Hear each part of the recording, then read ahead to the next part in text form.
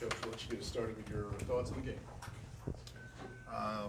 It's Bedlam, right? I mean, it means more. I think our kids played that way. I think big picture wise, our teams continue to get better, and that's a credit to them.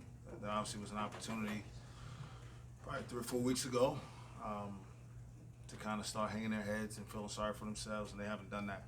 Credit to the type of people they are, their parents, and to the staff that I have, that they were able to keep these guys in a positive frame of mind, and now starting to bear some fruit of some of the work that they put in leading up to this point. Coach, I wanted to read a quote from you from the last game involving Brady Manick. You said, "That's what we need. We need someone like him to grab the bull by the horns and say, I'm going to be the guy that gets us going in the right direction. When you don't have a confident group, no one will step up and take that risk." That's what you said last time about Manick. Yep. McGriff did that for you today. What does it mean to you to have him do that for you? Yeah, I'll be perfectly honest with you. McGriff tried to start doing that leading into the last game in Norman, and it was kind of like he needed to get some more guys with him. Cam's been our most consistent player for about 5 or 6 weeks. Even in the games we haven't won, he's played pretty well. And at the end of the day, it's about players, and you got to have talented guys. You have to have experienced guys who understand what it takes to win.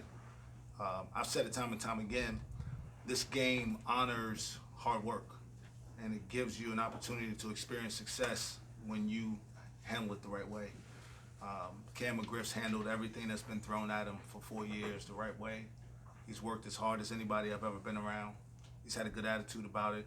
I'm sure there's been some frustrating moments, but he's been the type of leader that we've needed. And I'm proud that the numbers show up the way they did today.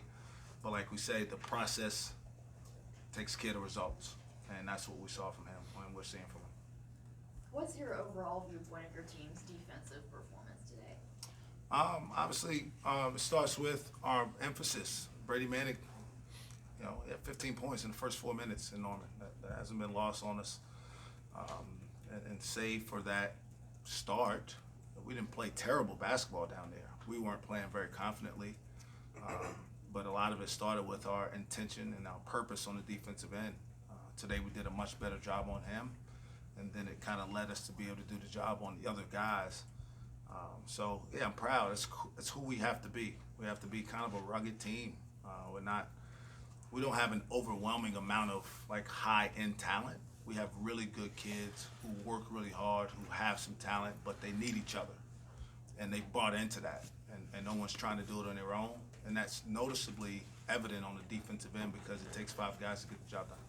Caleb talked about how in practice y'all worked on the really, one-to-one man defense, trying to work on guarding Brady Manick. What was your approach in practice, just trying to prepare him for that? Yeah, I mean, I'm probably a tenth of the Coach Kruger is. I may not ever become as good as he is as a coach, but my job is to give our team a chance. The way they play, they try to space the floor and play one-on-one a lot. And so we needed to work on those situations. Cam McGriff, as good as he was on the offensive end, and he made shots consistently today, he was also assigned to guard Brady Manick for most of the game. So he did it on both ends of the court. I thought Ice at moments was really good defensively. He didn't have his best offensive game, but we got contributions from a lot of guys. And maybe the first time that we've had Caleb and Yor both play well at the same time. And if we can do that consistently, we got a chance to build something that we believe can be sustainable long term. One's a freshman, one's a sophomore, so I feel good about where we're headed. Cam's inside-out game, he said it's been kind of a message for most of the season for him to do that. Is it rewarding to see that it works so well today that it opens up the threes for him late? Yeah, I mean, it's like I said, I've said this before, Cam's a good shooter, but he's best, all right, when he's attacking the basket. And so you got to play to your strongest points and to what the team needs from you. And maybe Cam becomes a professional basketball player who's relied on to shoot threes. For our team, we need him around the basket, rebounding and defending and getting into the paint because he can finish so well, even against bigger guys. So his buy-in to that He could be very selfish in a way of saying, you know what, when I have a good year, I'm going to try to show pro scouts that I'm a skilled player. But back to his point, right? Cam's been our leader, and he's set the tone for how we're going to play. We talked about it. We play inside, but if Cam doesn't buy in, he can't hold the other guys accountable either to do it. And there's no question he's our leader vocally, and when he does something, not very many people challenge him saying something to him.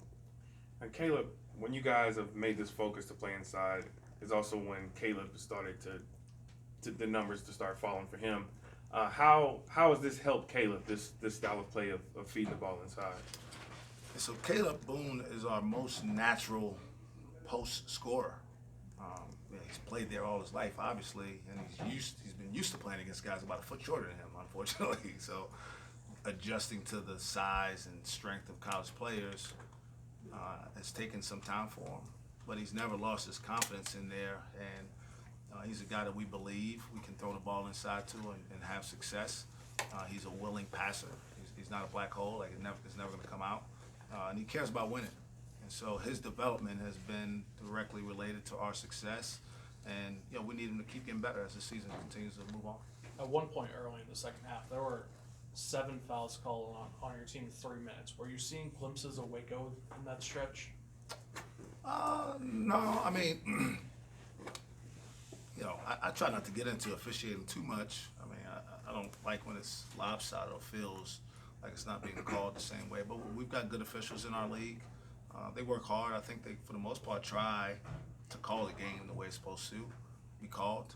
But this was a physical game, and obviously, Coach Kruger tried to make a concerted effort that they were going to drive the ball to the basket there, and they drew some contact and put our guys in some foul trouble. But I was glad we responded, and we tried to start driving the basketball the other way because it gave us an opportunity to kind of offset their comeback by getting ourselves to the free throw line and get to the paint. Avery seemed really active today, even though it didn't necessarily show up in the box score. Did you feel like this was one of his better games that he's played? Yeah, Avery's gotten better. It's really hard for young guys, even more for point guards. I play point guard, so I'm not probably the easiest guy to play point guard for. As my expectations of what they should be able to do for our team is really, really high.